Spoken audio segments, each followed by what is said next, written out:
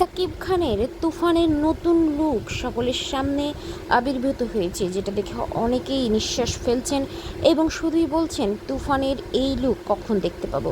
যদিও এই সিনেমার লুক নিয়ে এর আগে একটা লুক প্রকাশ করেছিলেন রায়হান রাফি, কিন্তু তুফানের এই লুকগুলো লিক হওয়া নিয়ে আবার অনেকে বাজে মন্তব্য করছে।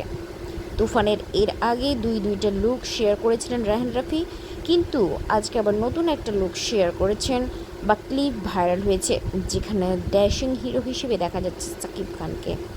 সাকিব খানের এই লুকে অনেকেই যেমন বলছেন নতুন একটা ধামাকা হতে চলেছে, আবার অনেকেই বলছেন এইগুলো লিক হওয়া খুব একটা ভালো লক্ষণ না। সাকিব খানের এই মুভিতে কোনো একটা বিশেষ চরিত্রে উপবিশ্বাসের থাকার কথা রয়েছে, যদিও বিষয়টি নিয়ে কেউই মুখ খুলেনি। এখন দেখার বিষয় সাকিব খানের তুফান সিনেমায় আর কি আমরা দেখতে পাবো। সাবস্ক্রাইব করুন।